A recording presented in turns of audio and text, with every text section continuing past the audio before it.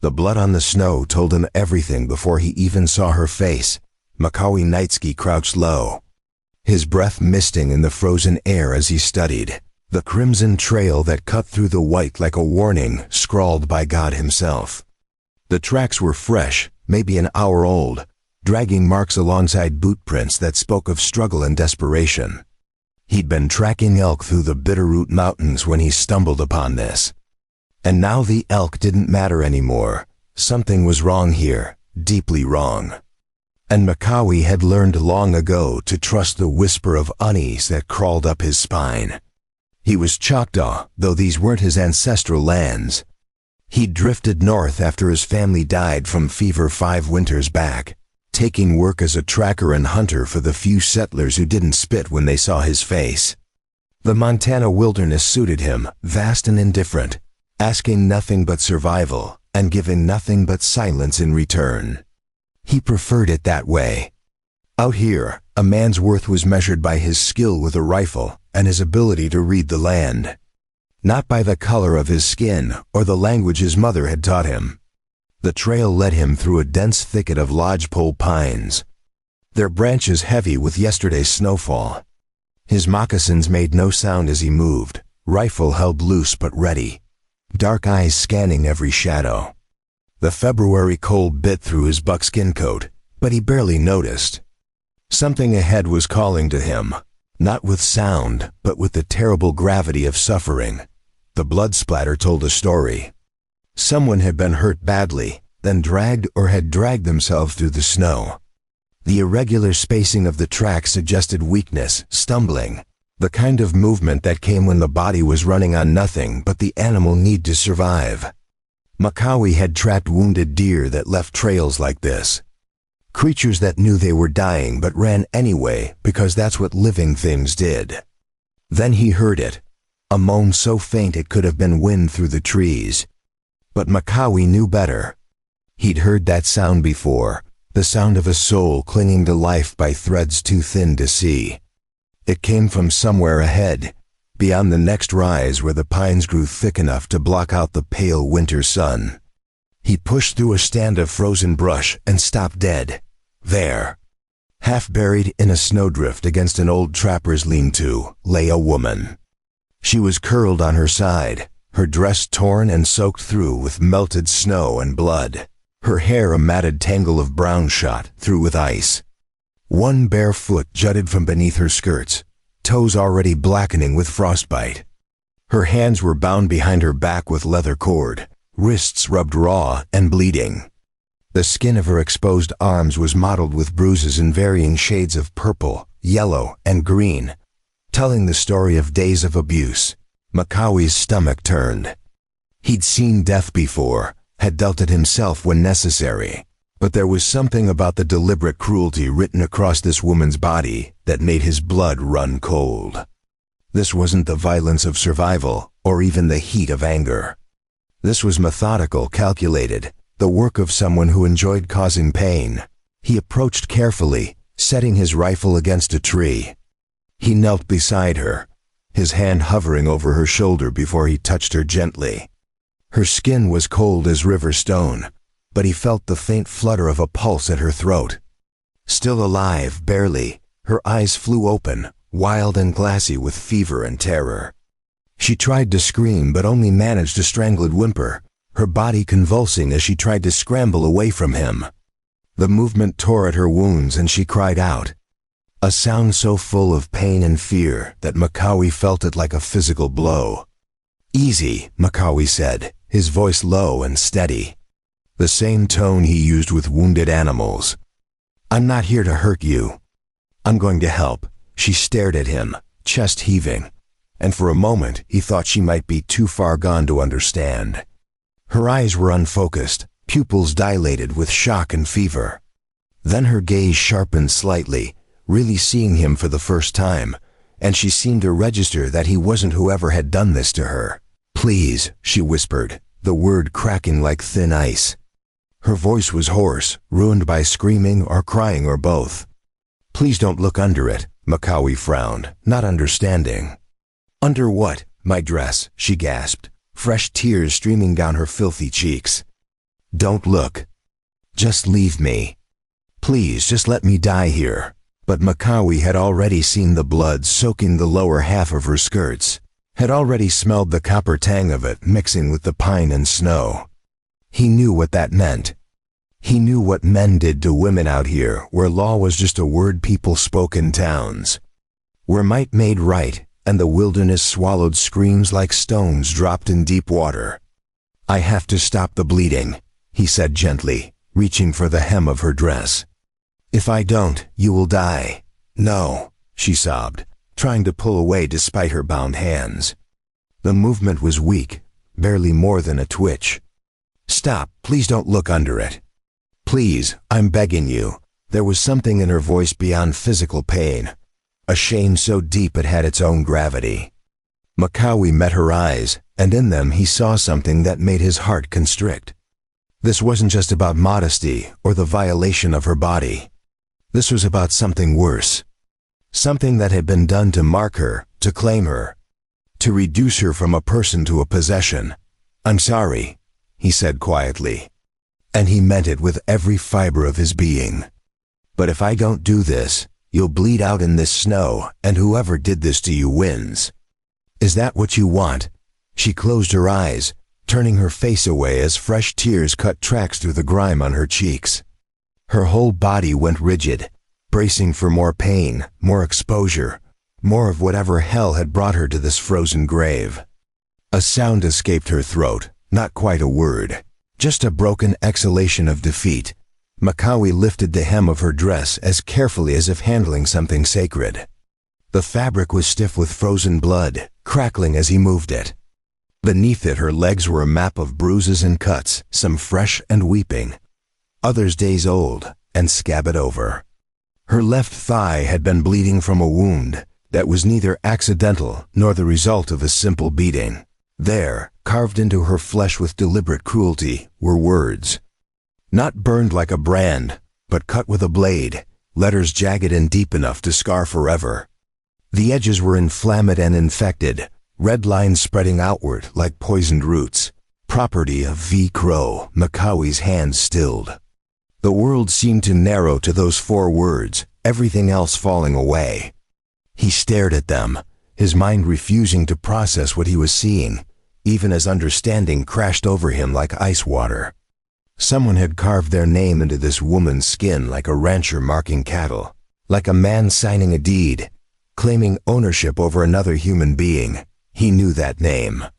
Every tracker, hunter, and drifter in Montana Territory knew that name. Victor Crow, the railroad baron who owned half the land between here and Helena.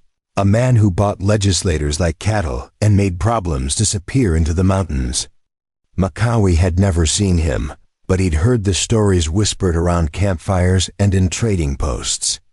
Land stolen through forged documents, men who opposed and found dead in convenient accidents, women who caught his eye vanishing without a trace. Most men dismissed the stories as tall tales, the kind of legends that grew around any rich man in the territories. But Makawi had learned to trust the things people whispered when they thought no one important was listening. And now here was proof, carved into living flesh like a signature on a deed. His hands trembled slightly as he lowered the dress, a rage building in him so cold and focused it felt like clarity. The woman was shaking violently now, whether from cold or shock, or both he couldn't tell. Her teeth chattered, and her skin had taken on a grayish tinge that spoke of the body shutting down. He needed to move fast or she'd be dead within the hour. Makawi pulled his hunting knife, the blade flashing in the weak sunlight, and the woman flinched violently. "It's all right," he said quickly. Just cutting the ropes, he sliced through the leather binding her wrists. She cried out softly as blood rushed back into her hands, her fingers twitching with the agony of restored circulation. Her wrists were rubbed raw, skin torn away to show meat beneath. She'd struggled against those bonds for a long time. Makawi shrugged off his heavy coat, the cold immediately biting through his buckskin shirt, and wrapped it around her shoulders. Then he gathered her into his arms as carefully as he could, but she still whimpered with pain as he lifted her. She weighed almost nothing, like something already halfway to death. All sharp angles and jutting bones beneath her torn dress. Who did this? He asked, though he already knew the answer. He needed to hear her say it, needed confirmation that what he'd seen carved into her flesh was real, and not some fevered dream brought on by the cold. She didn't answer at first, her head lolling against his chest as consciousness slipped away like water through cupped hands. Her breathing was shallow, each exhale rattling in her lungs. Then, barely a whisper, she said one word, "Crow." The name hung in the frozen air between them like a curse. Makawi's jaw clenched so hard his teeth ached. He turned and began the long walk back to his cabin, the woman limp in his arms, her breath coming in shallow gasps against his chest. The snow had started falling again, thick flakes that would cover their tracks within the hour. That was good. He needed time to think, to plan, to figure out what he'd just walked into. His cabin sat in a small clearing 2 miles south, tucked against a rock face and hidden by dense forest. It wasn't much, just 4 walls of rough timber, a stone fireplace, and a single room barely large enough for a bed and a table. But it was warm, and it was hidden, and right now that was all that mattered. The cabin had been abandoned when he found it 3 years ago, probably built by some optimistic trapper who'd either given up or died. Makawi had repaired the roof, chinked the walls with mud and moss, and made it livable. He kicked the door open and carried her inside, laying her on his bed near the fireplace. The embers still glowed from the fire he'd banked that morning, and he quickly fed them kindling until flames licked up and heat began to fill the space. He worked with practiced efficiency born of years alone in the wilderness, heating water in his iron pot, gathering clean cloth and the herbs his mother had taught him to use. Yarrow for bleeding, willow bark for fever, sage for infection. The woman hadn't opened her eyes again. Her breathing was shallow, ragged, the kind of breathing that said the body was giving up its fight. Her lips had taken on a bluish tinge, and her skin felt like ice beneath his fingers when he checked her pulse. Makawi wouldn't let her slip away, not after surviving whatever hell had led her to that snowdrift. He'd seen too much death, had carried too much of it on his own shoulders. Not this time. Not her. He cut away what remained of her dress with his knife, trying to preserve what modesty he could while exposing her wounds. The full extent of the damage made him sick.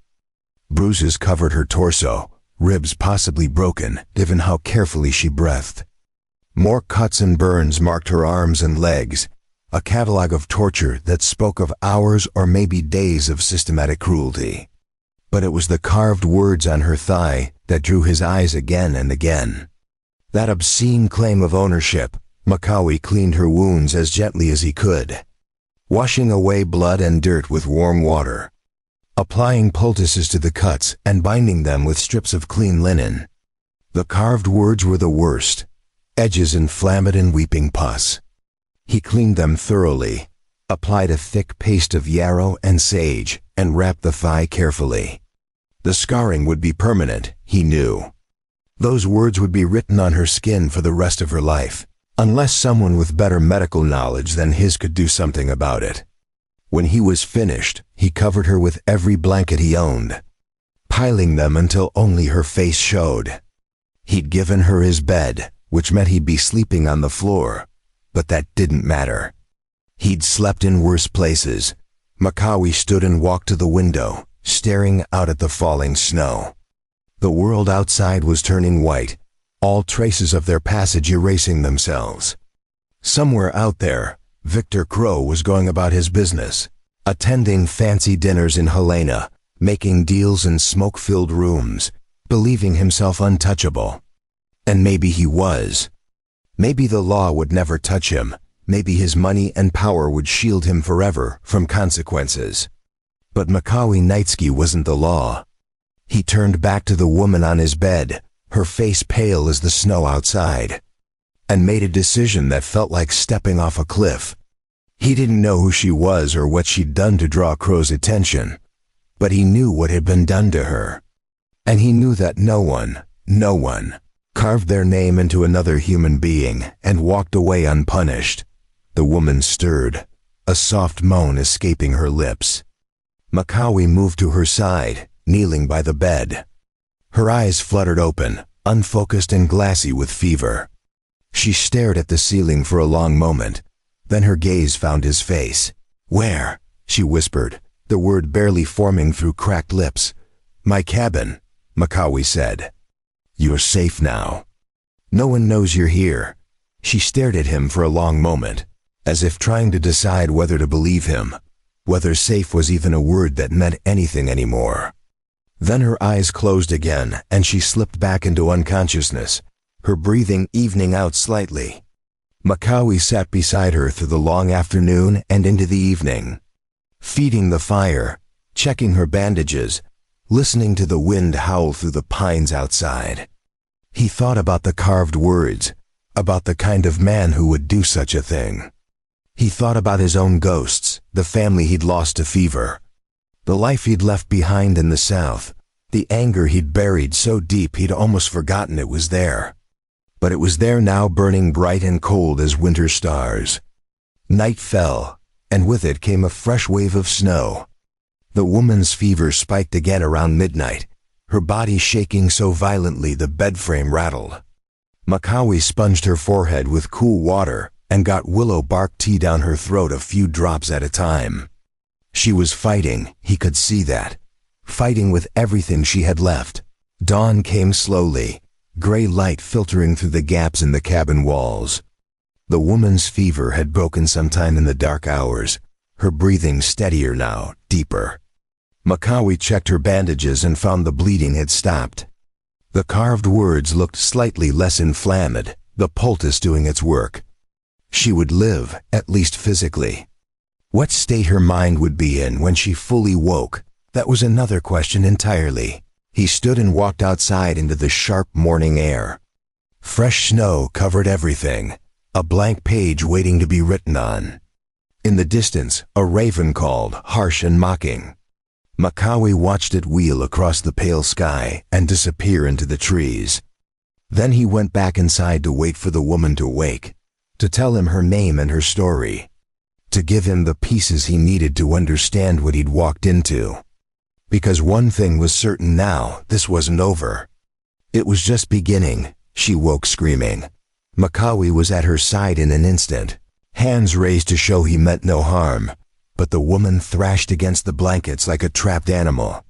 Her eyes were wild, unseeing, locked in whatever nightmare had followed her out of sleep. She clawed at the air, at invisible attackers, her ruined voice tearing itself raw with cries that had no words.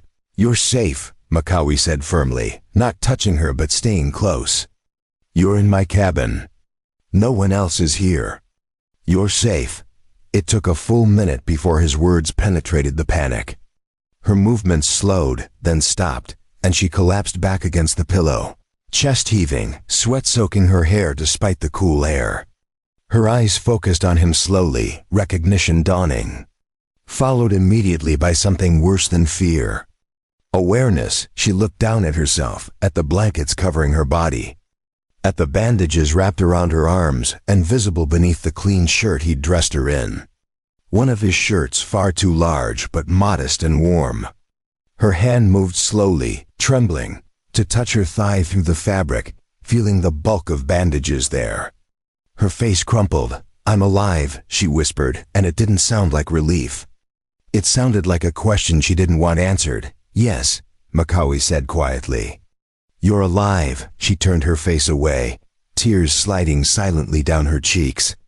For a long moment neither of them spoke. The fire crackled, and outside a chickadee sang its winter song, oblivious to the weight of human suffering contained within these four walls. "What's your name?" Makawi asked finally. She didn't answer at first. When she did, her voice was hollow, scraped clean of everything but exhaustion. Lavinia Bosworth. People called me Vinny before. She couldn't finish. Makawi nodded, giving her time. He stood and ladled water from the pot into a tin cup, then helped her sit up enough to drink. She winced with every movement, ribs protesting, but she drank greedily, water spilling down her chin. When the cup was empty, she sagged back, eyes closed. "How long have I been here?" she asked. "2 days," Makawi said. "You had a fever." "It broke this morning." "2 days," she repeated, as if testing the weight of time. "He'll think I'm dead by now." That's what they wanted, to leave me out there to freeze. Makawi pulled a chair close to the bed and sat, his dark eyes steady on her face. "Tell me what happened." "All of it." Lavinia's jaw clenched. "Why?" "So you can ride into town and tell the sheriff?" "He's on Crow's payroll." "Everyone is." "There's no point. I'm not going to the sheriff," Makawi said flatly. "I'm asking for me." Something in his tone made her look at him properly for the first time. She studied his face, the strong features, the long black hair tied back with leather cord, the eyes that held their own shadows. "You're Choctaw," she said. "I am. And you live out here alone." "I do." She was quiet for a moment, thinking. "So you know what it's like to be something people think they can own or push around or erase."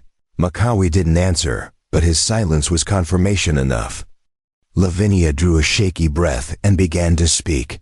She'd come to Montana Territory 6 months ago from Missouri, she told him, fleeing a different kind of hell.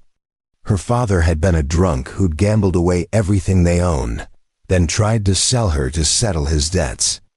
She'd run, taken what little money she'd hidden away, and bought passage on a wagon train headed west. Fresh start, new life, all the promises the territories whispered to desperate people. She'd found work in Helena as a clerk at the land office, recording deeds and surveys, filing claims. It was boring work, but honest, and it paid enough for a small room above the general store. For the first time in her life, Lavinia had felt something like freedom. "Then I made a mistake," she said, her voice hardening. "I noticed something wrong with some property transfers. Land that belonged to a Salish family, hundreds of acres up in the Flathead Valley, beautiful country. The family had treaty rights, everything legal and proper. Then one day new papers came through showing the land had been sold. But the signatures didn't match the originals. I'd seen the family's marks before. These were forgeries." Makawi leaned forward. "Let me guess. The new owner, Victor Crow," Lavinia finished bitterly. "I didn't know who he was then.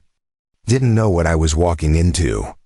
I thought I was being helpful when I mentioned the discrepancy to my supervisor. Said maybe there'd been a clerical error." Her supervisor had gone pale, she remembered, and told her to forget what she'd seen. Told her some things were better left alone, that powerful men didn't like questions. But Lavinia had been raised to believe in right and wrong, and this was wrong. So she'd made copies of both sets of documents, the real ones and the forgeries, thinking she'd take them to a federal marshal when one passed through town. "I was naive," she said. "Stupid. I didn't know Crow had eyes everywhere, that my supervisor would run straight to him." That night, 3 men broke into my room. Her voice caught, and Makawi saw her hands begin to shake. He waited, giving her space to find the words. They dragged her from her bed. She continued, thrown a sack over her head, and carried her to a wagon. The ride had lasted hours, rough roads that left her bruised and sick. When they finally stopped and removed the hood, she was in some kind of warehouse on the outskirts of Helena, empty except for a few crates and a single chair sitting in the center. That's when she met Victor Crow.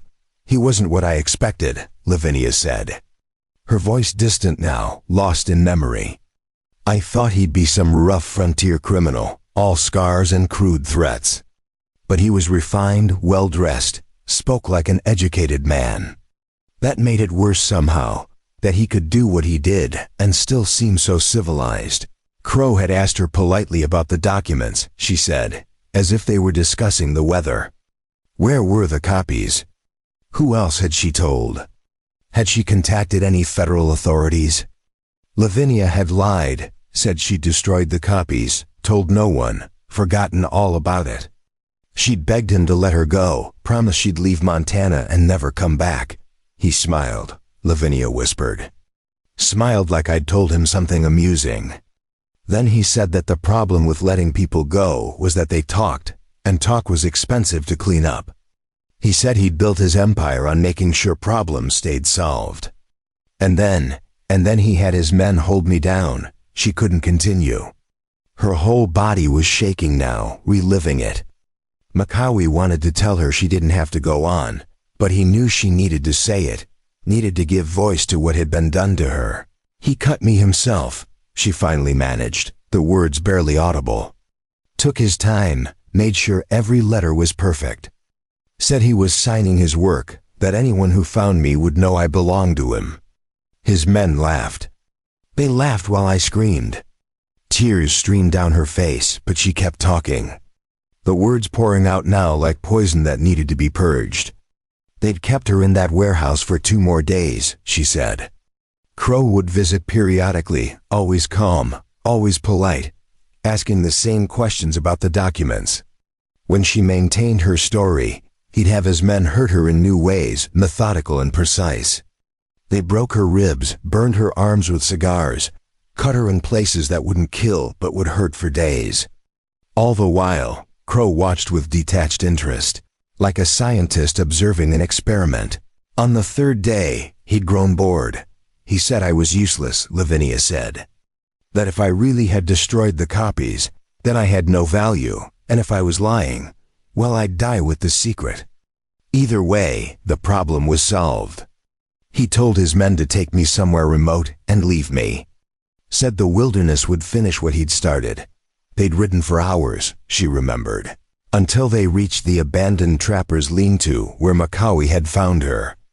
They'd thrown her into the snow, still bound, and ridden away without a backward glance.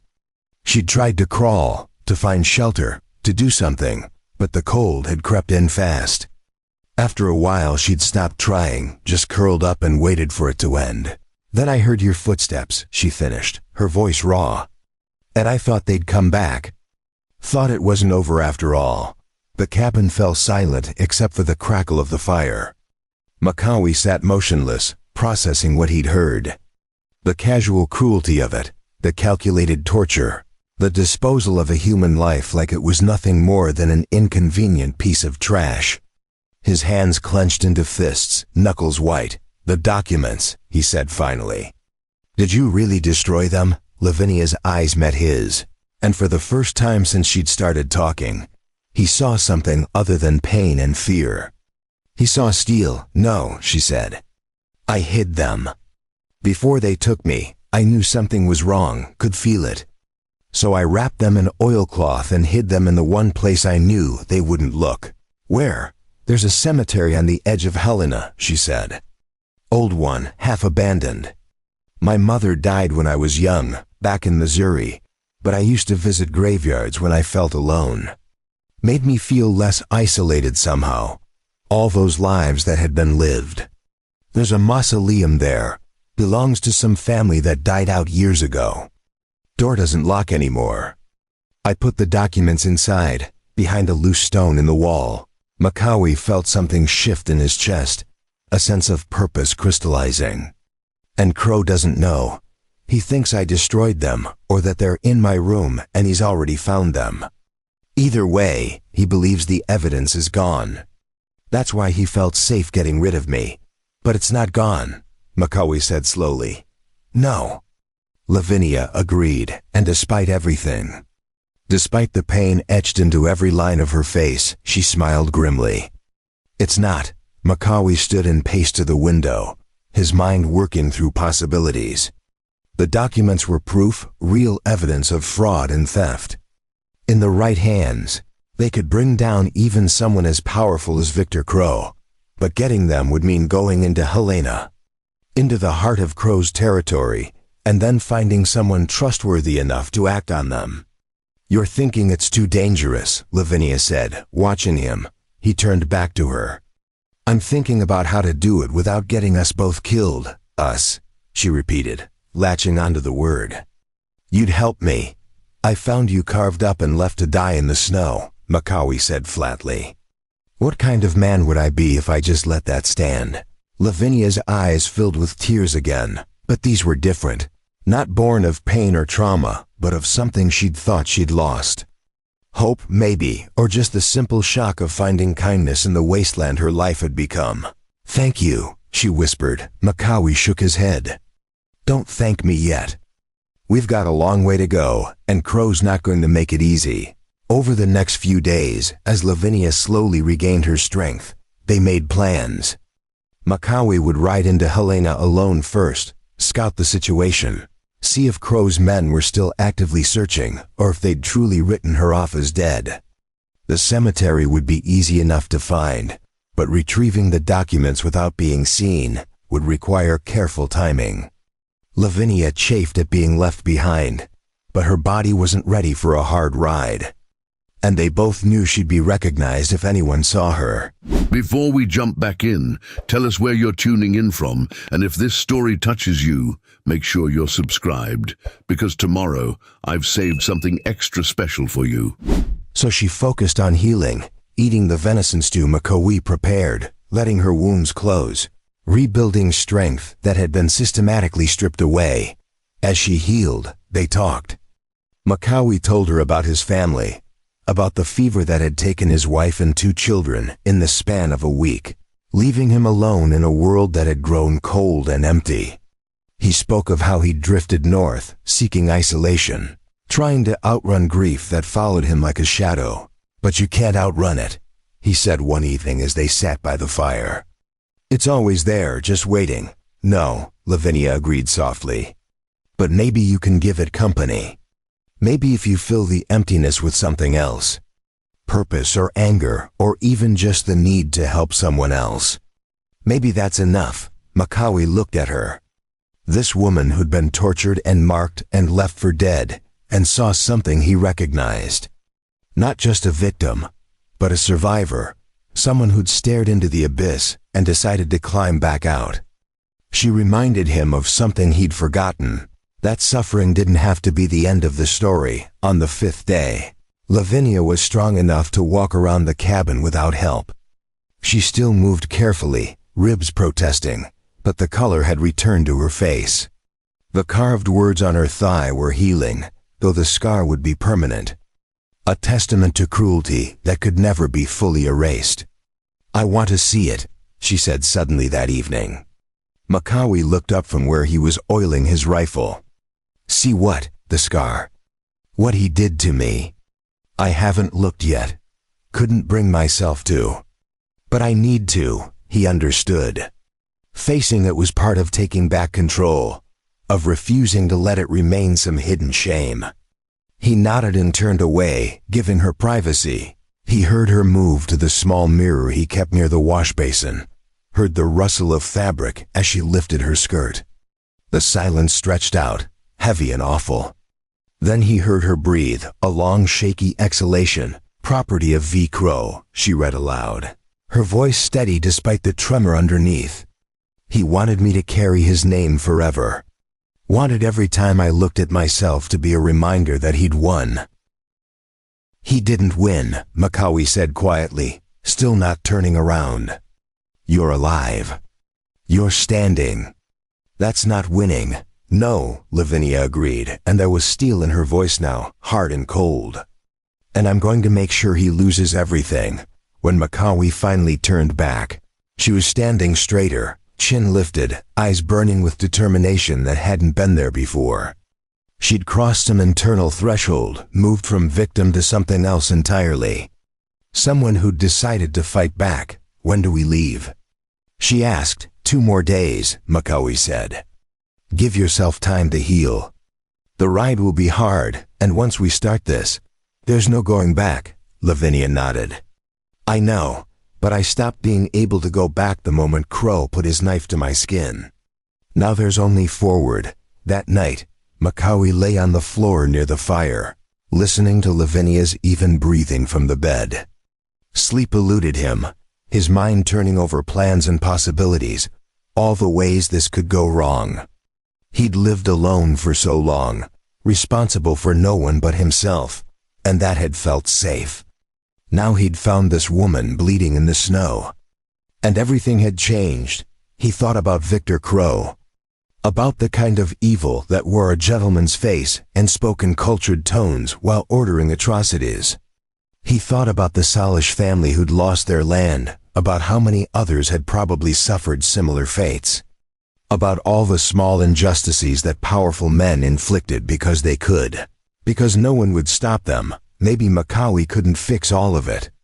Maybe he couldn't bring back his family or undo the past or make the world fair. But he could do this one thing. He could help this one woman find justice, or at least revenge. Sometimes they were the same thing. In the darkness, he made a promise to himself and to the woman sleeping a few feet away. They would get those documents. They would bring down Victor Crow, and if that meant walking into danger, if it meant risking the quiet life he'd built in these mountains, then so be it. Some things were worth the risk. Helena sprawled before them like a promise wrapped in lies.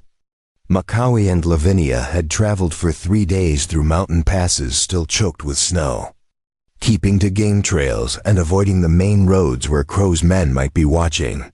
They'd ridden double on Makawi's mare, a sturdy paint horse named Rain who'd carried them without complaint through terrain that would have broken lesser animals. Lavinia had grown stronger during the journey, though Makawi could see her wince with each jarring step, ribs still healing beneath the layers of wool and leather. Now they sat on a ridge overlooking the territorial capital, watching smoke rise from 100 chimneys into the gray March sky. The town had grown since Makawi's last visit 2 years prior, new buildings sprouting like weeds along the main thoroughfare. The railroad depot expanded to twice its former size.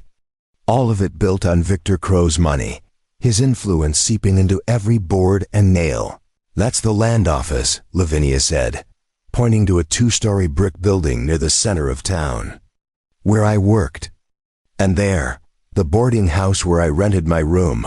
Her voice was steady, but Makawi felt her tense against him, memories flooding back. He gave her a moment before speaking. "The cemetery, North End," she said. "Past the Methodist church, about half a mile outside town proper. Old place, mostly forgotten. That's why I chose it." Makawi studied the town's layout, marking sight lines and escape routes with the practiced eye of someone who'd learned to think tactically. The cemetery's location was both blessing and curse, isolated enough for privacy, but far enough that reaching it meant exposure through open ground. "We wait until dark," he said. "Go in quiet, get the documents, get out. No confrontations, no drawing attention." Lavinia nodded, though he sensed her disappointment. She wanted confrontation, wanted to face down the man who'd carved his name into her flesh. But revenge was a luxury they couldn't afford yet, not until they had evidence secure and somewhere safe to take it. They made camp in a stand of pines well off any traveled path. No fire despite the cold. Makawi rationed out jerky and hardtack while Lavinia checked and rechecked the rough map she'd drawn of the cemetery from memory. As twilight deepened, he saw her hands begin to shake. "You don't have to come," he said gently. "I can find the mausoleum from your description." "No," she said firmly. "I need to do this. Need to face it." He understood. This wasn't just about retrieving documents anymore. It was about Lavinia proving to herself that she could return to the place of her trauma and not break. That Victor Crow hadn't destroyed something essential inside her. Full darkness came slowly, the sky fading from gray to black. Makawi waited until the moon rose, a thin crescent that gave just enough light to navigate by without illuminating them too clearly. They left Rain tied in the pines with enough lead to graze, then began the careful descent toward town. The streets of Helena were quieter than Makawi expected for a Saturday night. A few drunks staggered between saloons, and lamplight spilled from windows here and there, but most folks had retreated indoors against the cold. He and Lavinia moved like ghosts through the alleys, avoiding the main streets. Using shadows and the spaces between buildings, twice they had to freeze as riders passed. Victor Crow's men, if the quality of their horses and weapons meant anything. Lavinia's breathing went shallow each time, and Macaulay felt her hand grip his arm with desperate strength. But the riders never looked their way, and after they passed, she loosened her grip and nodded for them to continue. The Methodist church loomed white and stark against the darkness, its steeple a pointing finger toward heaven. Beyond it, barely visible in the weak moonlight, lay the cemetery. No fence marked its boundaries anymore, just a collection of weathered headstones and monuments slowly being reclaimed by prairie grass. They entered the cemetery from the east side, moving between graves that leaned at drunken angles. Some markers were so old the names had worn away completely, anonymous dead watching their passage with blank stone faces. The wind picked up, moaning through the monuments like the breath of restless spirits. "There," Lavinia whispered, pointing to a structure near the cemetery's far edge. The mausoleum was larger than Macaulay had anticipated. A small stone building with Greek columns flanking a heavy bronze door green with age. The name Wickham was carved above the entrance, and smaller text below declared this the final resting place of Josiah Wickham and his beloved family. Snow had drifted against the base, and dead vines climbed the walls like grasping fingers. Lavinia approached slowly, her breath coming faster now. Macaulay stayed close, one hand on the knife at his belt. The bronze door groaned when she pulled it, hinges protesting years of neglect, but it opened.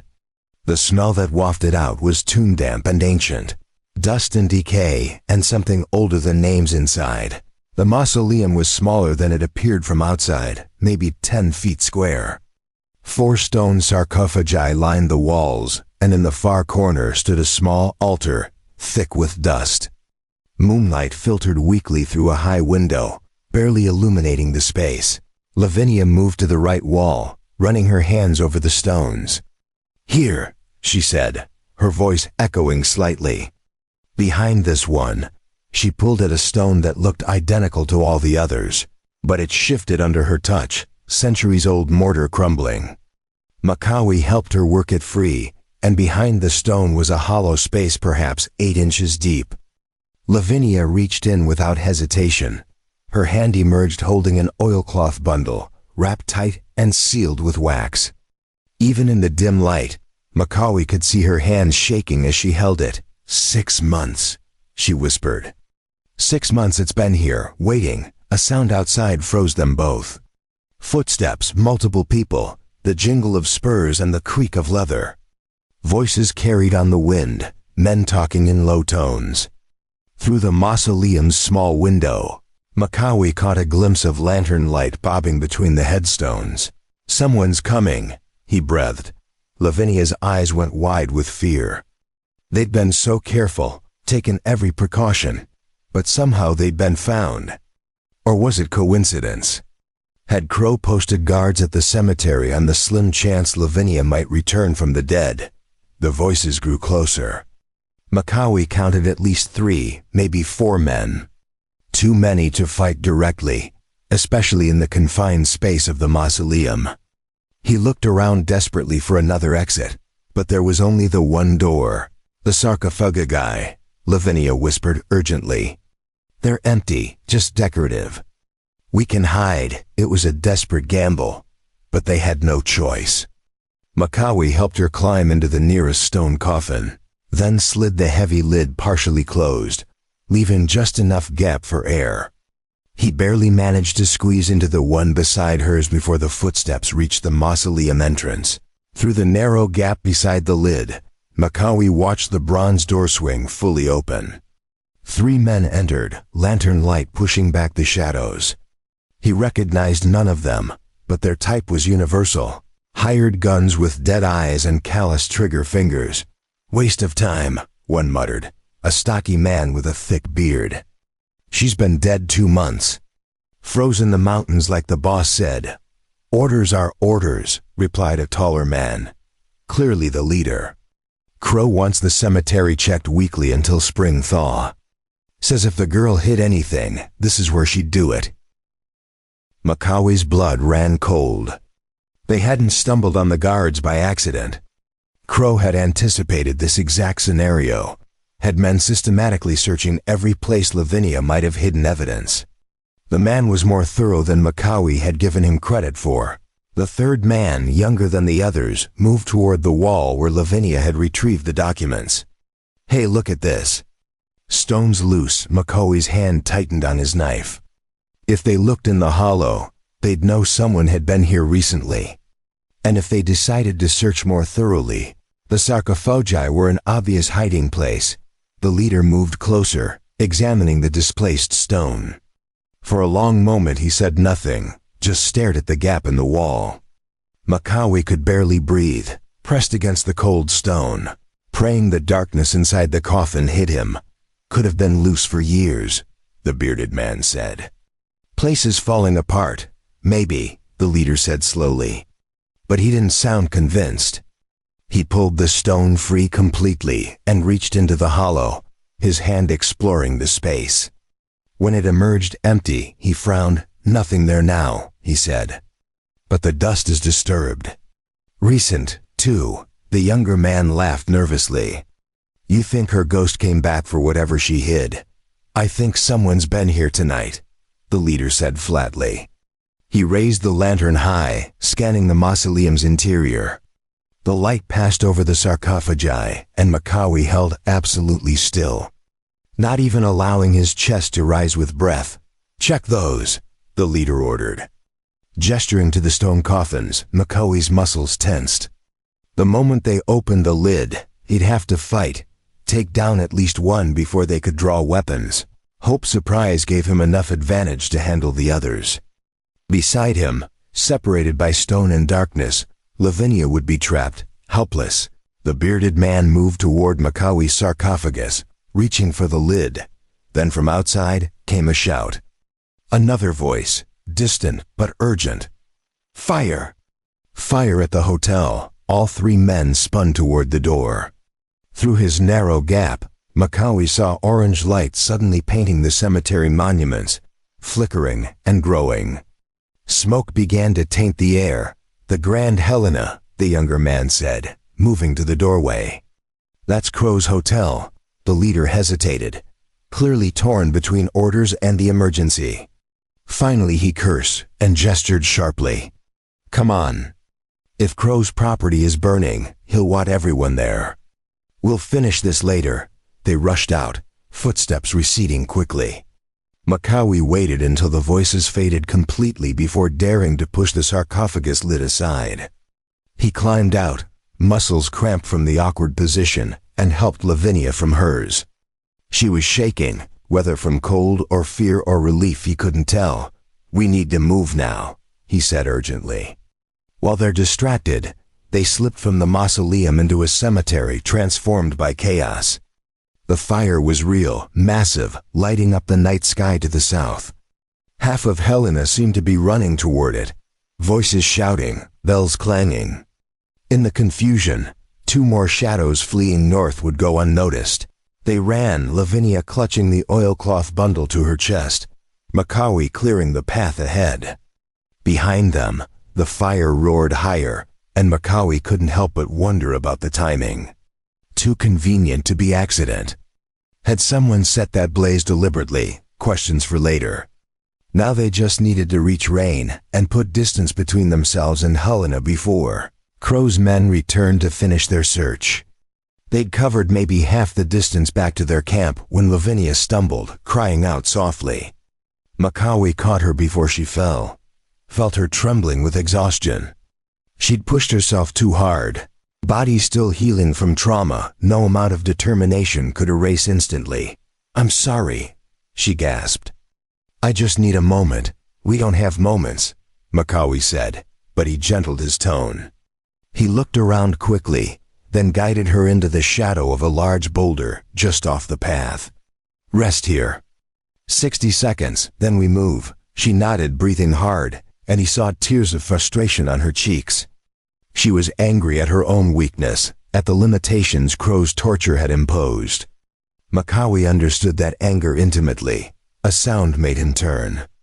Someone was coming up the path behind them, moving fast. Makawi drew his knife and positioned himself between Lavinia and the approaching figure. A man burst into view, and for a heart-stopping moment, Makawi thought they'd been followed. Then he saw the man wasn't looking at them, wasn't even aware of their presence. He was running scared, glancing back over his shoulder, clothes disheveled. The runner passed within 10 feet of their hiding spot without seeing them. In the moonlight, Makawi caught a glimpse of his face, young, maybe 20, with features that suggested mixed heritage. And clutched in his hand was a burning torch, still smoking. Understanding crashed over Makawi like cold water. This man had set the fire, had deliberately created the diversion that saved their lives. But why? The runner disappeared into the darkness, and Makawi filed the mystery away. Right now they needed to capitalize on the gift they'd been given, intended or not. "Come on," he said, helping Lavinia to her feet. "We're almost there." They reached Rain without further incident, the mare nickering softly in greeting. Makawi helped Lavinia into the saddle, then mounted behind her. She sagged against him, clutching the oilcloth bundle like it was the most precious thing in the world. Maybe it was. He turned Rain north, away from Helena, away from the fire now consuming what looked like a substantial portion of the town's commercial district. By morning, Victor Crow would have bigger problems than one dead woman's possible hiding places. But that wouldn't last. Eventually, he'd realize the timing was too convenient. Would put pieces together, would understand someone had outmaneuvered him. They rode through the night, putting miles between themselves and danger. Lavinia drifted in and out of consciousness, exhausted beyond measure, but her grip on the documents never loosened. As dawn painted the eastern sky with streaks of gray and pink, Makawi finally allowed them to stop near a frozen stream. Lavinia roused as he dismounted, looking around with confused eyes. "Where are we?" "Safe," Makawi said. "Far enough for now," she nodded, then looked down at the bundle in her arms as if seeing it for the first time. Carefully, almost reverently, she began to unwrap the oilcloth. The wax seal cracked, and inside were papers.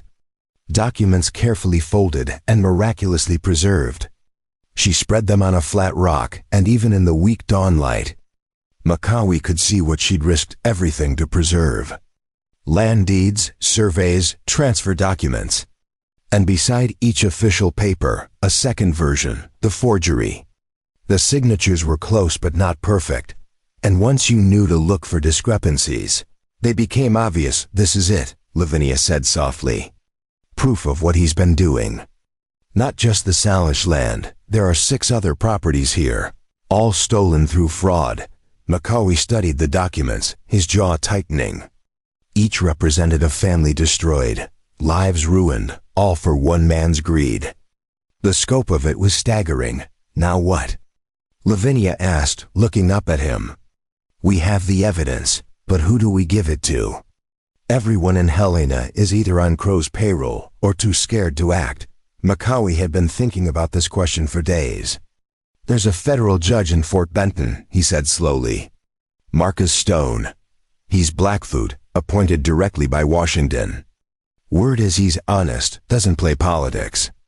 If anyone will act on this, it's him." "Fort Benton," Lavinia repeated. "That's another week's ride north, at least," Makawi agreed. "Through country that'll be hard this time of year. And Crow will figure out what happened eventually. We'll send men after us." Lavinia looked down at the documents again, then back at Makawi. Despite her exhaustion, despite everything she'd endured, her eyes burned with determination. "Then we better start writing," she said. They never made it to Fort Benton. The ambush came on the 4th day, in a narrow canyon where the walls rose steep and gray on both sides, funneling them into a kill box they didn't see until too late. Makawi had been writing point, eyes scanning the ridgeline out of habit, when the first shot cracked across the cold air and Rain screamed. Stumbling sideways, he threw himself from the saddle, pulling Lavinia with him, and they hit the rocky ground hard as bullets chewed up the space where they'd been. Rain went down thrashing, a red bloom spreading across her shoulder, and Makawi's heart clenched even as his body moved on instinct, dragging Lavinia behind a cluster of boulders. How many? Lavinia gasped, fumbling for the pistol Makawi had given her 3 days prior. He risked a glance around the boulder's edge and counted muzzle flashes. 5, maybe 6. Spread across the ridge, more shots rang out, fragments of stone exploding where bullets struck. These weren't warning shots or attempts to capture. Victor Crow had sent his men to kill, nothing more, nothing less. Somewhere in the past 4 days, he'd figured out they had the documents and sent his best hunters after them. Makawi returned fire, his rifle barking twice, and was rewarded with a cry from above. 1 down, but that still left too many. And their position was terrible, pinned down with no cover behind them. No way to retreat except back the way they'd come. We're trapped, Lavinia said, voicing what they both knew. Makawi's mind raced, cataloging options and finding them all wanting. They could try to hold out until dark, but that was hours away and their ammunition wouldn't last. They could surrender, but he'd seen what Crow did to people who crossed him. Lavinia's scarred thigh was proof enough of what mercy looked like in that man's world. A voice echoed from the ridge, amplified by the canyon walls. Makawi Knightsky! We know you're down there, and we know what you're carrying. Makawi recognized that voice from the mausoleum. The leader, the smart one who'd nearly caught them. He didn't respond, just reloaded and waited. Mr. Crow is a reasonable man, the voice continued. Give us the documents and the woman, and you can walk out of here. You're Choctaw, this isn't your fight. No reason you need to die for white folks' problems. The words were calculated to divide them, to make Makawi question why he was risking his life for a woman he'd known less than 2 weeks. But the speaker didn't understand something fundamental. Makawi had been running from purpose for 3 years, hiding in the wilderness, pretending that isolation was the same as peace. Finding Lavinia bleeding in the snow had woken something in him he'd thought died with his family. What do we do? Lavinia whispered. Her face was pale but steady, no panic in her eyes. She'd already survived the worst Crow could do. This was just another trial, another test of how much she could endure. Makawi looked at her, this woman who'd been carved and broken, but refused to quit, and made a decision. You're going to run, he said quietly. What, when I start shooting, you run back down the canyon? Stay low, use the rocks for cover. There's a side ravine about 200 yards back, easy to miss if you're not looking. Follow it east, and it'll take you out of the canyon. I'm not leaving you, Lavinia said flatly. You have to, Makawi said, pressing the oilcloth bundle into her hands. The documents are what matter. Get them to Fort Benton, find Judge Stone, finish what you started, and you. I'll hold them here as long as I can, then follow. If I don't make it, you keep going. Tears streaked Lavinia's face, cutting through the dust and grime. This is insane. We'll both die, maybe, Makawi agreed. But if you stay, we definitely both die and Crow wins. This way, at least one of us might make it. Before she could argue further, he rose from cover and opened fire, working the rifle's lever action as fast as he could, sending bullets screaming toward the ridge. The gunmen up top scattered, ducking behind rocks, their return fire momentarily disrupted. Go! Makawi shouted. Now Lavinia hesitated 1 heartbeat longer, her eyes meeting his, 1,000 words passing in that instant. Then she turned and ran, clutching the documents to her chest, her body low as she zigzagged between boulders. Bullets kicked up dust around her feet, but she kept moving, and then she was beyond the nearest bend and out of sight. Makawi ducked back into cover as concentrated fire tore at his position. Rock chips stung his face and hands. He could hear them shouting to each other, coordinating, beginning to move down from the ridge to flank him. Without Lavinia to protect, he had more options, but they were all variations on the same theme. Delay them, hurt them, make them pay for every inch. He shifted position, moving to a different boulder 15 feet away, and caught one of Crow's men exposed on the slope. The rifle cracked and the man tumbled backward, sliding down the scree in a small avalanche of loose stone. 2 down, 4 left, maybe 5 if he'd miscounted. The leader's voice rang out again, closer now. "She's running. Coulter, Briggs, go after her." Macauley's blood ran cold. He couldn't let them catch Lavinia, not when she'd just escaped. He rose and fired at movement on the left side of the canyon, but his shot went wide. Then something slammed into his shoulder with the force of a mule's kick. Spinning him sideways, he hit the ground hard, the rifle flying from his hands. His left shoulder was on fire, blood already soaking through his buckskin shirt. He'd been shot, the bullet punching clean through but tearing muscle and probably chipping bone on the way. His left arm hung useless, fingers refusing to obey commands. Footsteps crunched on stone, getting closer. Macaulay fumbled for his knife with his right hand, the only weapon left to him. His vision swam, shock trying to drag him under, but he forced himself to focus. Not yet. He wasn't done yet. A shadow fell across him. The leader stood there, rifle pointed at Macaulay's chest, a grim smile on his weathered face. "Stupid move, Indian." "Heroic, but stupid. Got her away from you," Macaulay managed through gritted teeth. Preparing and narrating this story took us a lot of time, so if you are enjoying it, subscribe to our channel. It means a lot to us now. Back to the story. "That's what matters, for now," the man agreed. "But Coulter and Briggs are damn fine trackers. They'll run her down before sunset."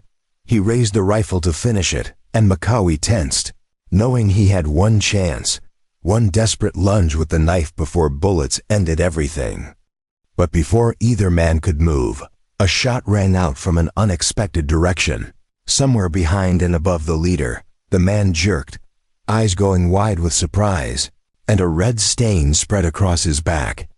He toppled forward, dead before he hit the ground. Macaulay stared, confused, unable to process what had just happened.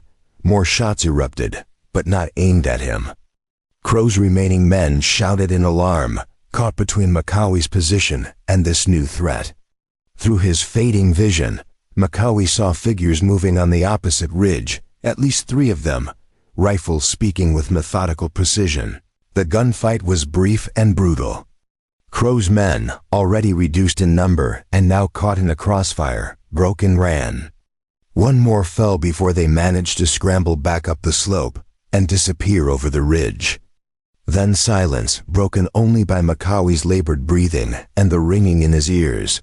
Footsteps approached, careful and measured. Macaulay tried to lift his knife, but his strength was gone, arm too heavy to move. A figure appeared above him, silhouetted against the pale sky, and for a moment Macaulay thought death had finally come to collect. Then the figure crouched, and Macaulay saw him clearly. A young man, maybe 25, with dark skin and features that spoke of mixed heritage, native and white blood mingling. He wore simple traveling clothes and carried a rifle with the ease of someone who knew how to use it. Behind him stood 2 others, a gray-haired white man with a marshal's badge on his coat, and a Blackfoot woman with a medicine bag slung across her shoulder. "Easy," the young man said, his voice calm. "We're not going to hurt you. I'm Daniel Redhorse. That's Marshall Stone and Sarah Willow. We've been tracking Crow's men for 2 days." Macaulay's mind struggled to make sense of it. "The fire," he managed. "In Helena." "That was you," Daniel nodded. "Figured you needed a distraction. Didn't know if you'd make it to the cemetery. But I had to try." "Why?" Macaulay asked. Those speaking sent fresh waves of pain through his shoulder. "Because Victor Crow killed my family," Daniel said simply. "Stole our land, and when my father fought back, Crow had him murdered. Made it look like a hunting accident. I've been gathering evidence for 3 years, but could never get enough proof." Understanding dawned slowly. "The Salish land. In the documents, my family's land," Daniel confirmed. When I heard there was a clerk who discovered the forgeries, I tried to find her, warn her. But I was too late. Crow's men took her before I could reach her. I thought she was dead, nearly was, Makawi said. His vision was darkening at the edges, blood loss pulling him toward unconsciousness. The woman Lavinia, she's running. 2 men after her, Marshal Stone stepped forward, a tall man with iron gray hair and hard eyes that had seen too much. We'll find her, he said, his voice carrying the authority of law that actually meant something. Sarah, see to his wound. Daniel, come with me. The Blackfoot woman knelt beside Makawi as the 2 men jogged away, following the canyon back the way Lavinia had fled. Sarah's hands were gentle but efficient, cutting away his shirt to expose the wound. She made a soft sound of assessment. Bullet went through clean, she said. You're lucky. Few inches right, and it would have hit the lung. Don't feel lucky, Makawi muttered. You're alive, Sarah replied, beginning to pack the wound with herbs that burned like liquid fire. That's luckier than those men up on the ridge. Makawi gritted his teeth against the pain, forcing himself to stay conscious. He'd sent Lavinia away to save her, but if Crow's men caught her before the marshal did, it would all be for nothing. The minutes stretched like hours as Sarah worked, cleaning the wound, stitching it closed with practiced efficiency, binding it tight with strips of cloth. Finally, footsteps echoed back down the canyon. Makawi tried to sit up, anxiety spiking, but Sarah held him down with surprising strength. Wait, she commanded. Marshal Stone appeared first, and behind him came Daniel Redhorse. Between them, supported on both sides, walked Lavinia. She was limping badly, favoring her right leg, her face ashen with exhaustion. But she was alive, and she still clutched the oilcloth bundle. Her eyes found Makawi, and relief flooded her features. She pulled free from her escorts and stumbled to his side, falling to her knees beside him. You're alive, she gasped. I heard the shooting and thought. I thought, hard to kill, Makawi managed, attempting a smile that probably looked more like a grimace. The men following her won't be tracking anyone anymore, Marshal Stone said quietly. His meaning was clear. Justice in the territories was often swift and final. Lavinia looked at the marshal, really seeing him for the first time. You're Marcus Stone, she said. The federal judge. I am, he confirmed. And Daniel here tells me you have evidence of fraud and land theft committed by Victor Crow. With trembling hands, Lavinia unwrapped the oilcloth and laid out the documents. Stone examined them carefully, his expression growing harder with each page. Daniel stood beside him, and when he saw the papers documenting his family's stolen land, his jaw clenched tight enough to crack teeth. This is substantial, Stone said finally. More than substantial. This is enough to issue warrants, freeze his assets, bring federal charges. Crow's going to prison for a very long time. If we can take him alive, Daniel said darkly. Stone looked at the younger man. We're doing this by law, Daniel. I know what he took from you, but we're not murderers. He murdered my father, and he'll answer for it in court, Stone said firmly. That's how we prove we're better than men like him. The marshal's words hung in the air, and slowly Daniel nodded, though the anger in his eyes didn't fade. Makawi understood that anger intimately, the need for revenge that burned in the gut like swallowed coals. But he also understood what Stone was saying. If they descended to Crow's level, if they became killers and vigilantes, then what separated them from the thing they were fighting? Can you ride? Stone asked Makawi. Sarah answered before he could. Not for at least 2 days. He's lost too much blood, needs rest and food. We don't have 2 days, Lavinia said urgently. Crow knows we have the documents now. His men here won't report back. He'll know something went wrong, then we move fast, Stone said. He looked at Sarah.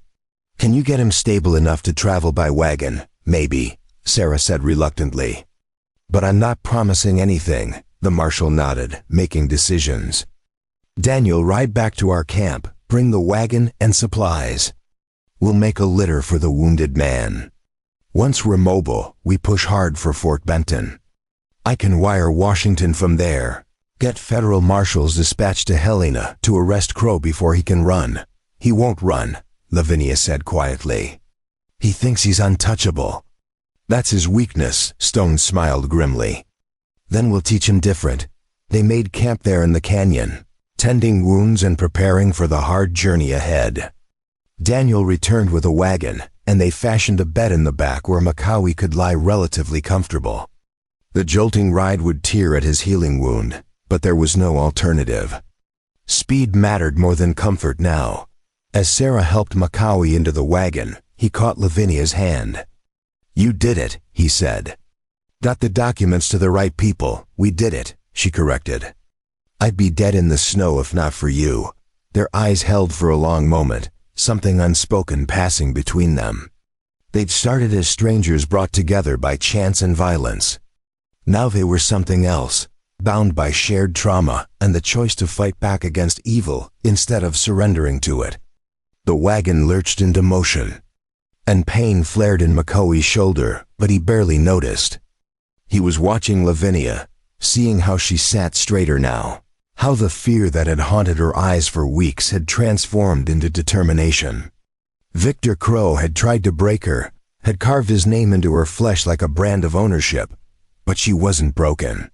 She was steel, and somewhere ahead in Helena, Victor Crow was about to learn that some people refuse to stay victims, refused to disappear quietly into the wilderness. Some people fought back. The wagon rolled north toward Fort Benton, carrying evidence that would topple an empire built on fraud and blood. Behind them, the canyon was silent except for wind and ravens. Ahead lay justice or something close enough to it. Macawi closed his eyes, letting exhaustion pull him toward healing sleep. They weren't done yet, he knew. Men like Crow didn't go down without a fight. But for the first time since he'd found Lavinia bleeding in the snow, Macawi felt something that had been absent from his life for 3 long years. Hope. Fort Benton rose from the plains like a promise carved in timber and stone. They'd made the journey in 6 days of hard travel, pushing through late winter storms and terrain that fought them every mile. Macawi's shoulder had reopened twice, Sarah Willow tending it with increasingly creative profanity each time he insisted on sitting up to keep watch. Lavinia had ridden beside the wagon, her eyes constantly scanning the horizon for pursuit that never came.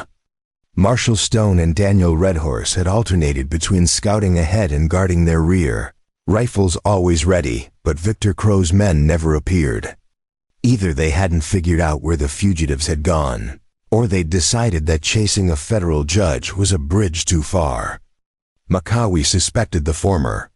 Crow's arrogance had always been his weakness. The certainty that his money and influence made him invulnerable.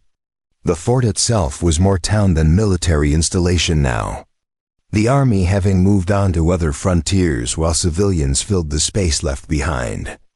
Telegraph wires stretched east toward civilization, and the docks along the Missouri River bustled with steamboats and cargo.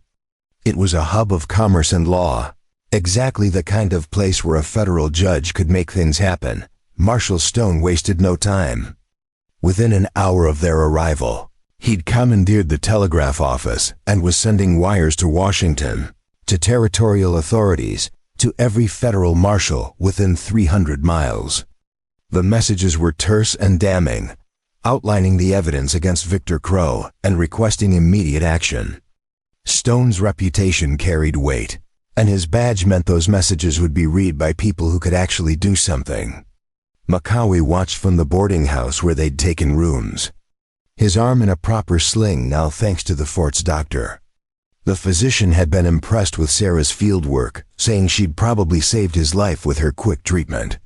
Macawi had thanked her, and she'd responded by telling him not to get shot again. Good advice, he'd admitted. Lavinia sat across from him now, staring out the window at the muddy street below. She'd barely spoken since they arrived, retreating into some internal space Macawi couldn't reach. He understood why. For weeks she'd been running, fighting, surviving moment to moment. Now that they'd stopped, now that the immediate danger had passed, all the trauma she'd been holding at bay was crashing down on her. What happens now? She asked finally, not looking at him. Stone gets his warrants, Macaulay said. Federal marshals ride to Helena and arrest Crow. He goes on trial, gets convicted based on the evidence you saved. Justice, more or less, Lavinia repeated bitterly. He tortured me. Carved his name into my skin like I was livestock. And what does he get? A trial, lawyers, due process. Things he never gave his victims. Macaulay had no good answer for that. She was right. The law was slow and imperfect, often failing the people who needed it most. But it was also the only thing separating civilization from chaos. The only framework that said some actions were unacceptable, no matter who committed them. You want revenge, he said quietly. I understand that, don't you? Lavinia turned to face him, her eyes blazing. After everything you've seen, everything you've lost, don't you want to make the people responsible suffer? Macaulay thought about his wife and children, buried in ground 300 miles south. He thought about the fever that had taken them, about how he'd been helpless to stop it, about the rage that had consumed him afterward. Every day, he admitted. But fever doesn't have a face I can shoot. It's just blind chance, nature being cruel. Crow is different. He chose to do what he did, and he can choose to face consequences. If the law works, Lavinia said. If the law works, Macaulay agreed. A knock at the door interrupted them. Daniel Redhorse entered without waiting for permission, his face grim. Stone wants everyone downstairs. He's received responses. They gathered in the boarding house's small dining room, the afternoon light slanting through dusty windows. Marshal Stone stood at the head of the table, several telegraph papers spread before him. Sarah Willow leaned against the wall, arms crossed, her expression unreadable. Daniel paced like a caged wolf. Washington has authorized a full investigation. Stone began without preamble. Federal marshals are being dispatched to Helena as we speak, with warrants for Victor Crow's arrest on charges of fraud, land theft, and conspiracy. His assets will be frozen pending trial. When? Daniel asked urgently. They left yesterday, should reach Helena within the week. Once Crow is in custody, we'll begin the process of returning stolen lands to their rightful owners. Daniel's expression was torn between satisfaction and frustration. A week felt like an eternity when you'd been waiting 3 years for justice. Macaulay knew that feeling, the way time stretched and compressed around grief and anger. There's more, Stone continued, his tone darkening. I received a wire from the territorial governor. Seems Victor Crow has friends in high places, people who are very interested in making the situation go away quietly. There's been pressure to delay the investigation, to allow Crow time to present his side of the story. Translation, Sarah said flatly. Time for him to run, or to eliminate the witnesses who can testify against him. Stone agreed. Which is why I want all of you to stay in Fort Benton until this is resolved. The fort has military protection, and Crow's reach doesn't extend this far north. Like hell, Daniel said. I'm not hiding while that bastard potentially walks free. You're not walking into Helena and getting yourself killed either, Stone shot back. That's an order, Daniel. I need you alive to testify. The young man's jaw worked, but he nodded reluctantly. Macaulay understood his frustration. After everything they'd been through, the idea of waiting passively while politicians and lawyers negotiated felt like surrender. Lavinia stood abruptly, her chair scraping against the wooden floor. I need air, she said, and walked out before anyone could respond. Macaulay found her 20 minutes later on the docks, staring at the Missouri River as it flowed past, brown and swollen with snowmelt. She didn't acknowledge his presence, but she didn't walk away either. I keep thinking about the moment he cut me, she said finally. How calm he was, how methodical. like he was signing a letter instead of mutilating a human being. That's what haunts me most, not the pain but the casual cruelty of it. Makawi stood beside her, close enough to offer support, but not crowding. Some men are broken in ways that can't be fixed, he said. They look human, but something essential is missing. Empathy, conscience, whatever you want to call it. They see other people as objects, tools to be used or obstacles to be removed, and we're supposed to trust the law to handle them, Lavinia said. Even though the law let him operate freely for years, let him destroy how many lives. The law isn't perfect, Makawi admitted, but it's better than the alternative. You start deciding who deserves to live or die based on your own judgment. You become what you're fighting. Lavinia turned to face him, tears streaming down her cheeks. I want him dead, she whispered. Is that evil? Does that make me as bad as him? No, Makawi said firmly. Wanting justice for what was done to you doesn't make you evil. Acting on it outside the law, that's where the line is. You've done everything right, Vinny. You survived, you kept the evidence, you got it to people who can use it. Now you have to trust the process, and if the process fails, then we deal with that when it happens, Makawi said. But we don't assume failure before we've even tried. They stood in silence, watching the river flow endlessly past. Somewhere downstream, that water would reach the ocean, transformed by the journey. Makawi wondered if people worked the same way, if trauma and suffering could eventually flow away, leaving something new in its wake. The next 3 days passed with agonizing slowness. Telegrams arrived sporadically, updating them on the marshal's progress toward Helena. Stone paced and worried, Daniel grew increasingly restless, and Sarah tended to Makawi's healing shoulder with grim determination. Lavinia spent hours walking the fort's perimeter.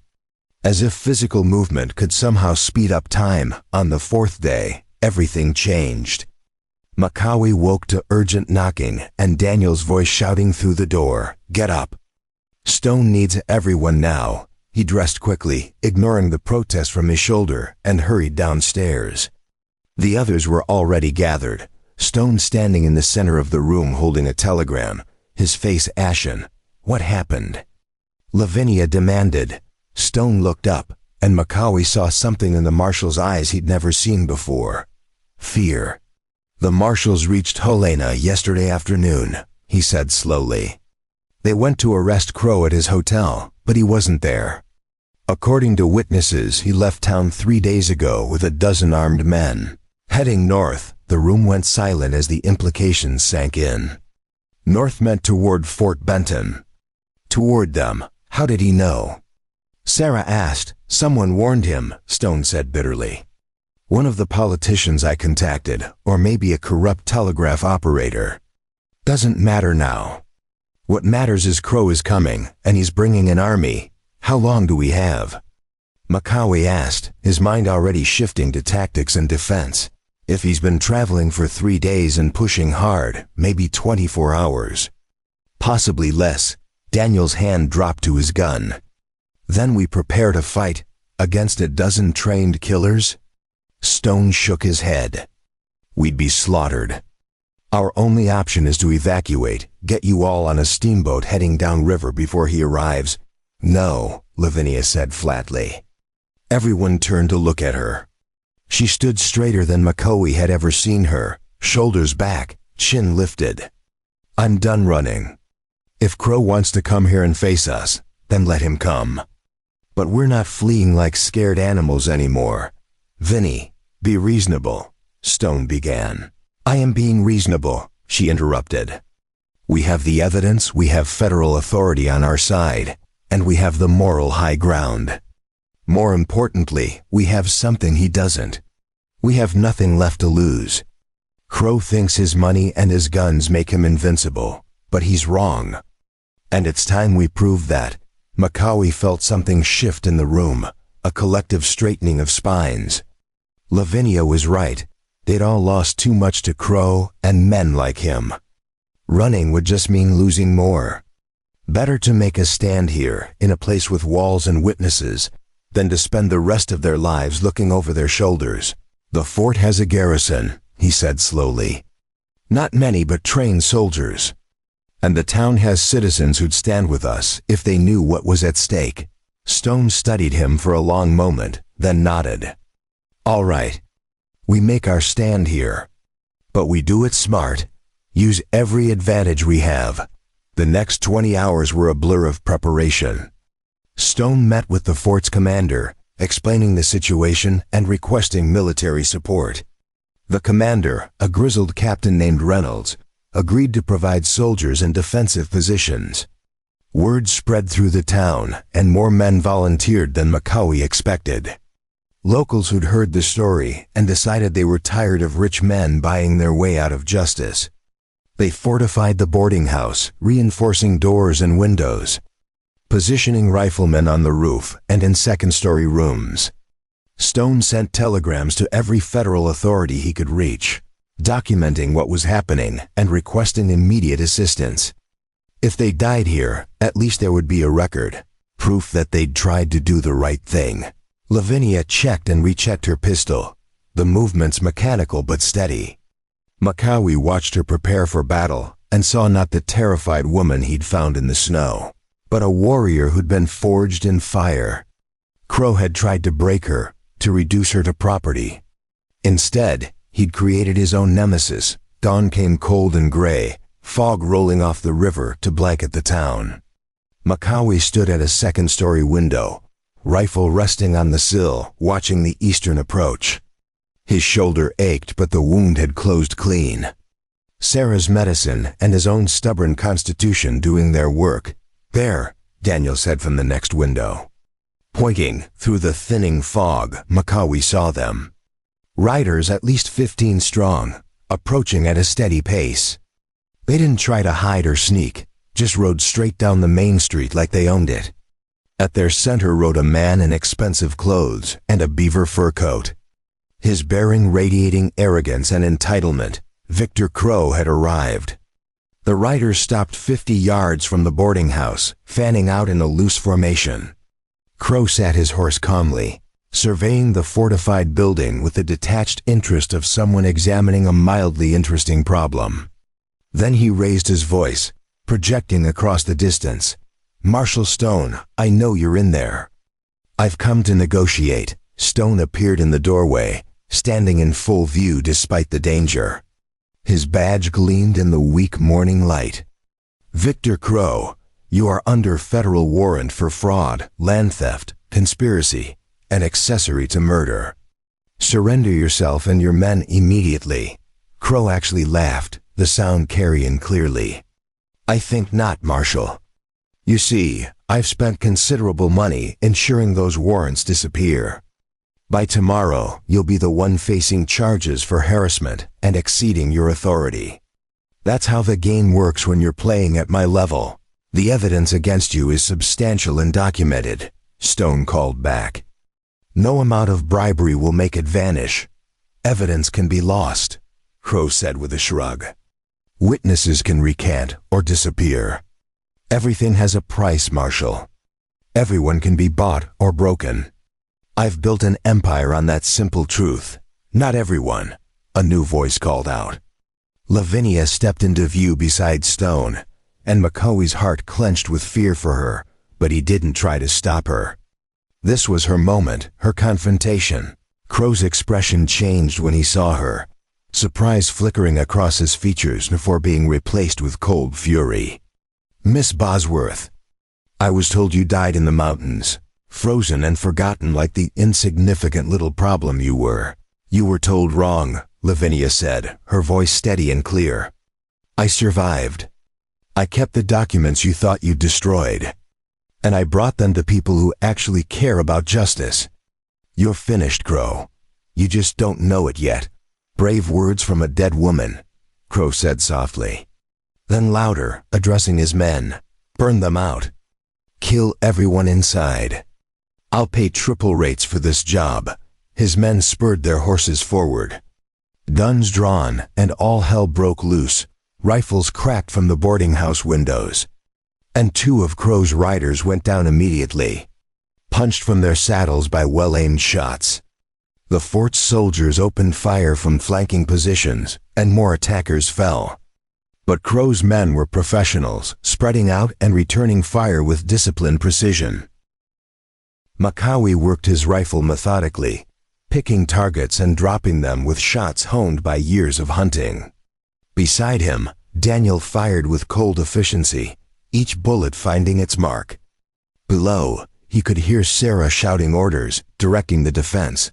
The battle lasted minutes that felt like hours. Crow's men tried to rush the building twice, and twice were driven back by concentrated fire. Bodies littered the muddy street, and the air stank of gunpowder and blood. Through it all, Victor Crow sat his horse at the edge of the fight, directing his men like pieces on a chessboard. Then Lavinia did something Makawi would never forget. She walked out the front door, pistol in hand, and began walking directly toward Victor Crow. "Vinny, no!" Makawi shouted, but she didn't stop. She walked through the chaos like it couldn't touch her, bullets kicking up mud around her feet. Her eyes locked on the man who'd tried to destroy her. Crow's remaining men, perhaps 4 now, turned their guns toward her. Makawi's rifle barked, dropping one. Daniel took another. Stone's pistol accounted for a third.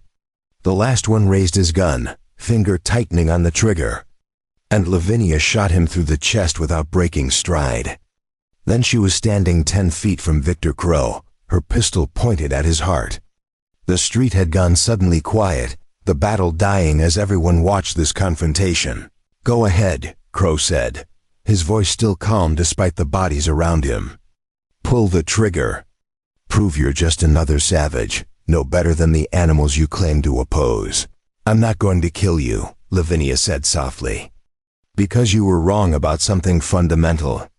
You thought everyone could be broken or bought, that cruelty and money were the only powers that mattered. But you forgot about something stronger, and what's that?" Crow asked mockingly. "People who refuse to be owned," Lavinia said. Then she lowered her pistol and turned her back on him. Walking away with her head high, Marshal Stone and 2 soldiers moved forward. Surrounding Crow, the man's arrogance finally cracked as he realized it was over. That his money and influence had failed him. He was just another criminal now, facing justice he'd always thought himself above. The trial took place 3 months later in a courtroom, packed with witnesses and observers. Lavinia testified for 2 days, her voice never wavering as she detailed Crow's crimes. Daniel told his family's story. Documents were presented, examined, authenticated. The defense tried every trick and delay, but the evidence was overwhelming. Victor Crow was convicted on all charges and sentenced to 30 years in federal prison. His empire collapsed, assets seized and redistributed. The stolen lands were returned to their rightful owners, including the Salish territory that had belonged to Daniel's family. Makawi attended the sentencing, watching as guards led Crow away in chains. The man's face was gray, aged 10 years and 3 months, all his arrogance stripped away by the reality of consequences. As he passed Lavinia in the courtroom, he didn't even look at her. She'd become invisible to him, no longer property he could claim. Afterward, outside the courthouse, Lavinia stood in the spring sunlight and closed her eyes. Makawi watched her breathe, saw the tension slowly leave her shoulders. It wasn't over, he knew. Healing from trauma was a journey measured in years, not months. But this was a beginning. What now? He asked, echoing her question from weeks ago. Lavinia opened her eyes and smiled, the first genuine smile he'd seen from her. "Now we live," she said simply. "We find a piece of land somewhere, build something worth keeping. Help others who need it. Be more than what was done to us, we," Makawi repeated, feeling the weight and warmth of that word. "If you want," Lavinia said, suddenly uncertain. "I know you value your solitude, and I wouldn't presume." He took her hand, his calloused fingers intertwining with hers. "I spent 3 years alone in the wilderness, thinking isolation was peace. Then I found you bleeding in the snow and remembered what I'd forgotten. That being alive means being connected, means fighting for things that matter, means choosing hope even when darkness seems eternal. Lavinia squeezed his hand, tears on her cheeks that weren't born of pain. Around them, Fort Benton bustled with life, people going about their ordinary miracles of existence.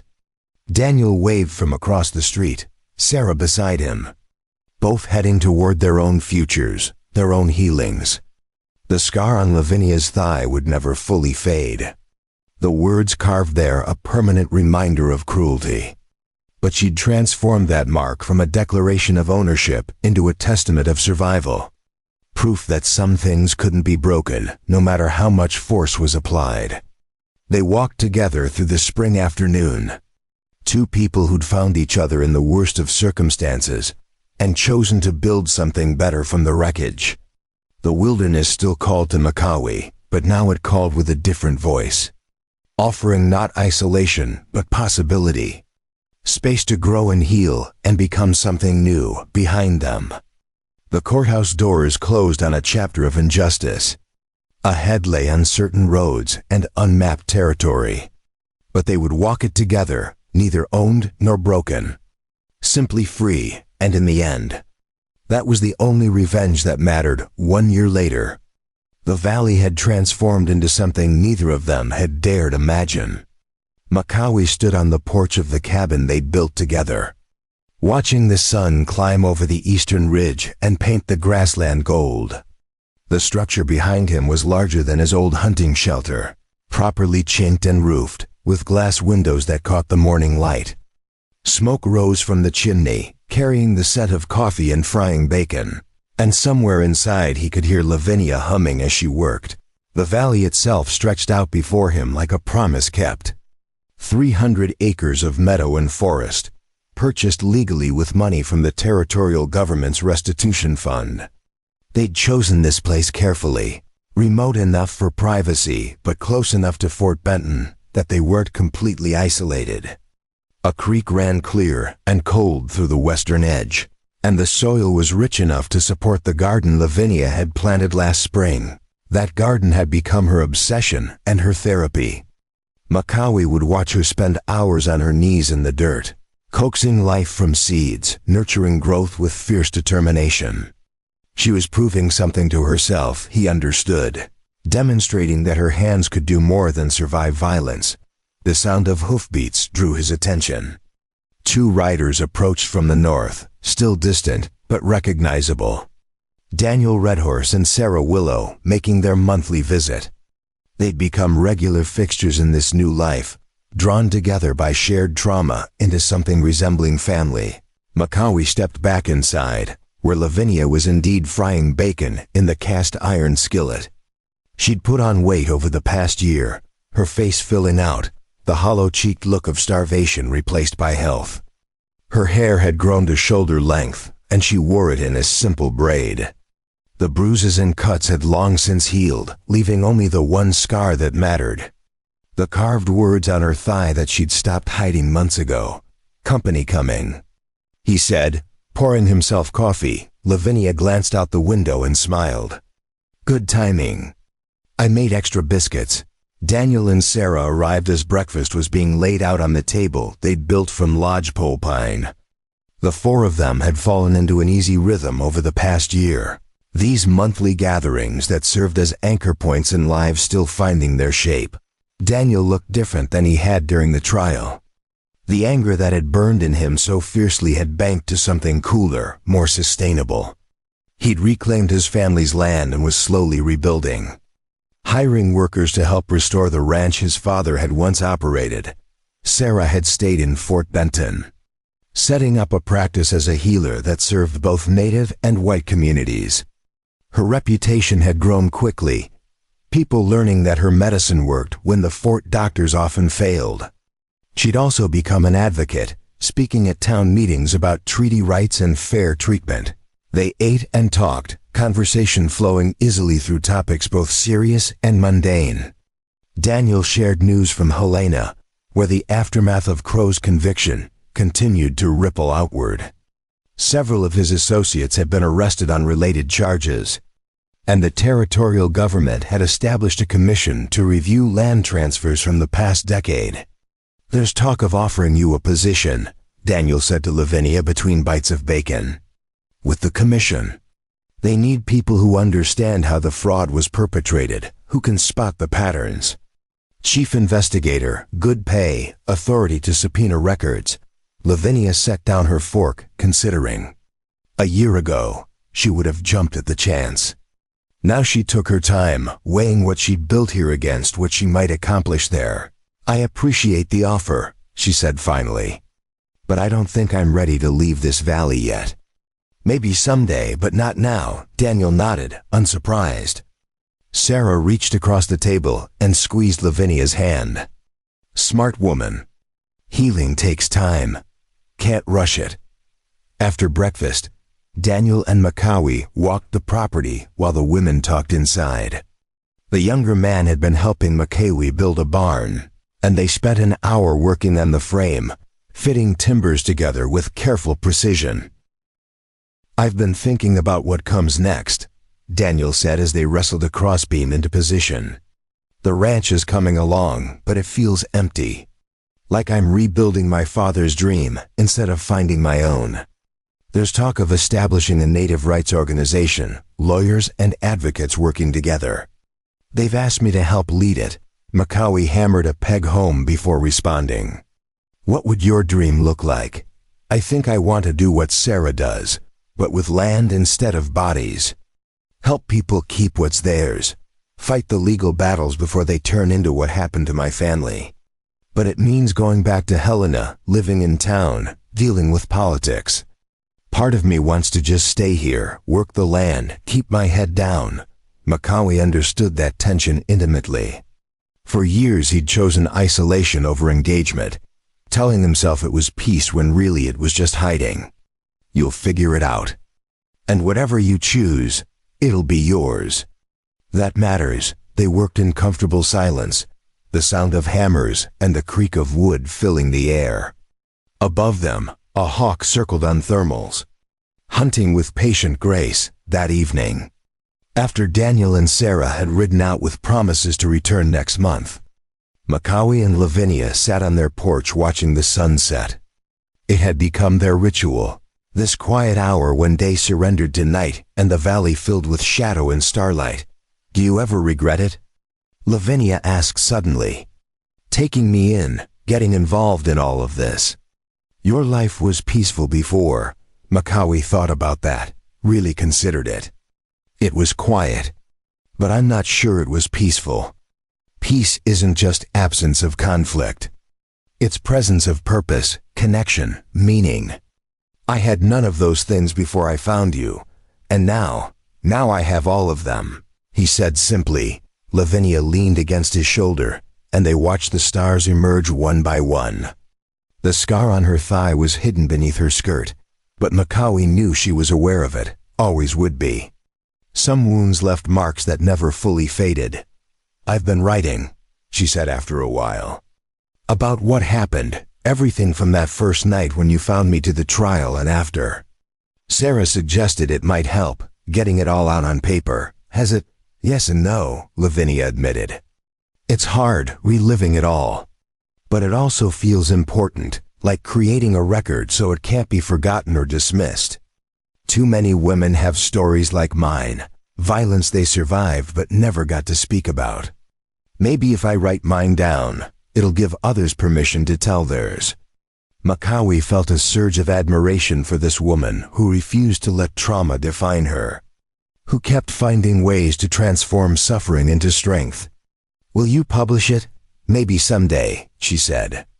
"Right now I'm just writing for myself, trying to understand how I got from there to here." The night deepened, and eventually they went inside to the warmth of the fire.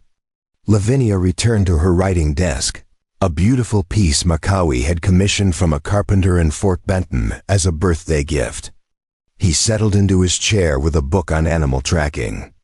Though his eyes kept drifting to watch her write, this was what they'd built together. Not just the physical structure of the cabin and barn, but something more fundamental.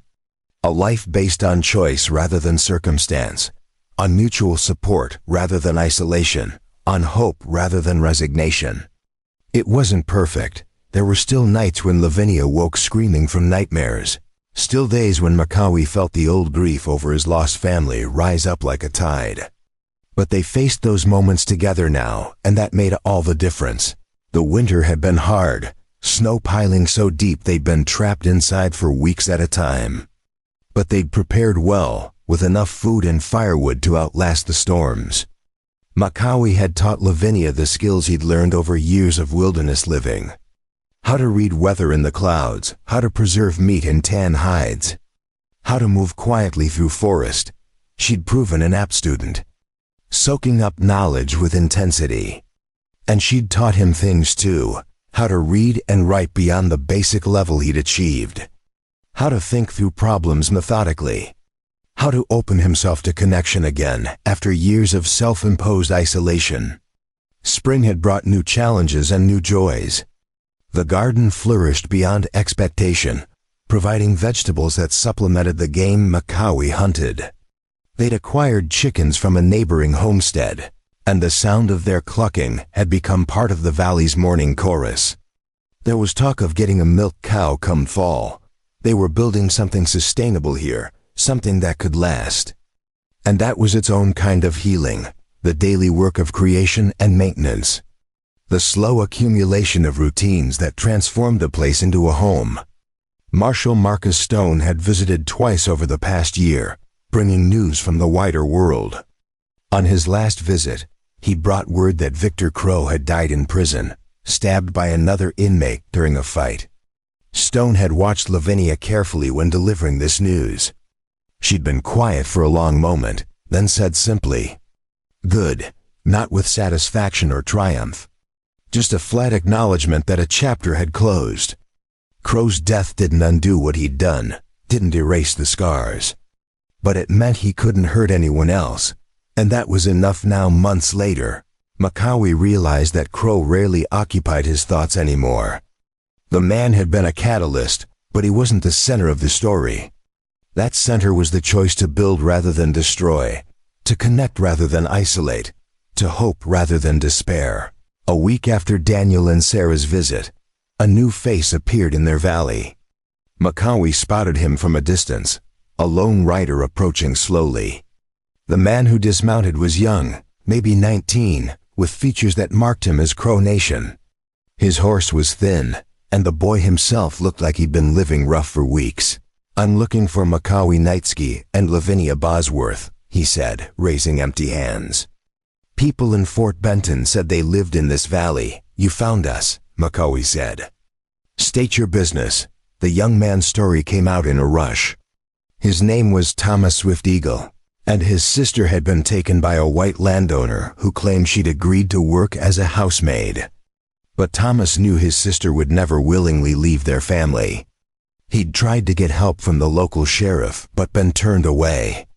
Someone in Fort Benton had told him about the people who'd brought down Victor Crow. Lavinia had emerged from the cabin during this recitation, and Makawi saw her face harden with recognition. This was her story again, another young woman caught in the machinery of exploitation and power. "Come inside," she said firmly. "Tell us everything, and we'll figure out what to do." Over the next several hours, they extracted the full story.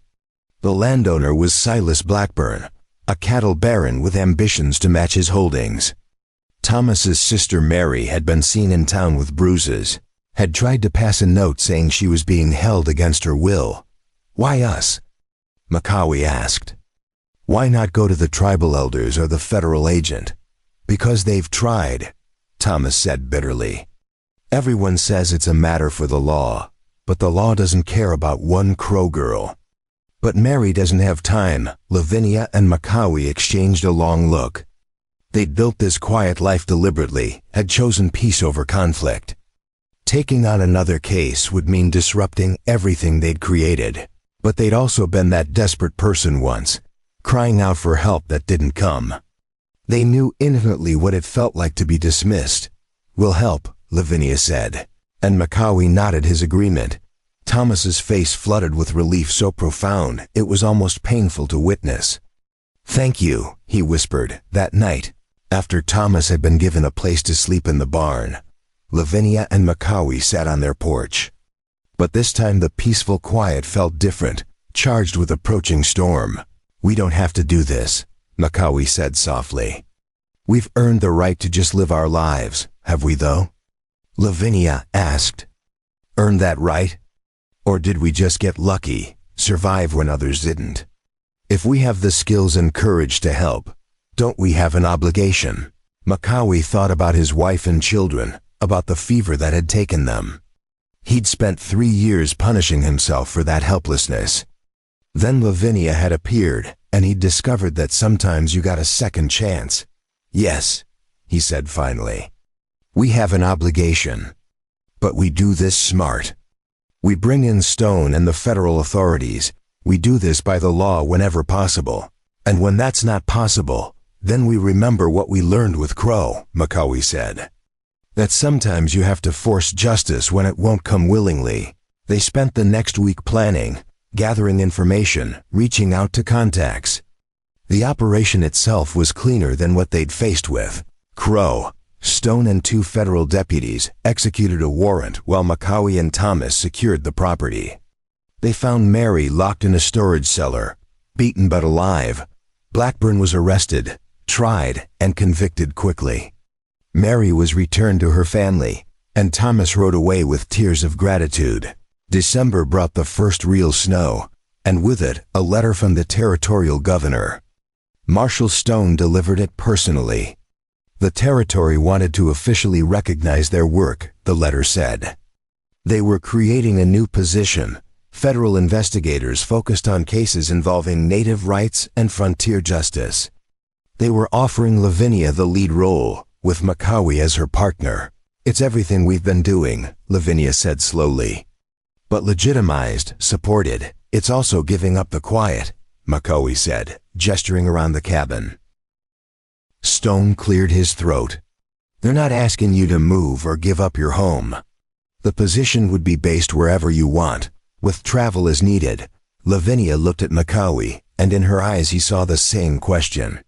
They'd earned this peace, but they'd also discovered that their suffering hadn't been meaningless. "What do you think?" she asked. Macaulay thought about the young people they'd helped, about Mary returned to her family, about small victories that added up to something larger. "I think we've been doing this work anyway. This just means we can do it better," Lavinia smiled. "Then I think we should accept." They celebrated that night with good whiskey, toasting the future and the strange roads that had led them here. Outside, snow fell steadily, covering the valley in silence. Later, after Stone had been settled in the guest room, Lavinia and Macaulay stood on their porch one last time. The snow had stopped and stars emerged like scattered diamonds.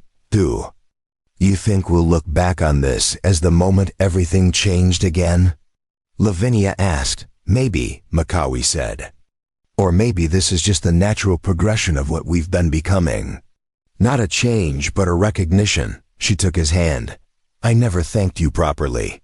For not walking away that day, for choosing to help even when you had every reason. To protect yourself. You survived everything Crow did to you," Macaulay said. "You kept the evidence, you fought back. I just provided the assist.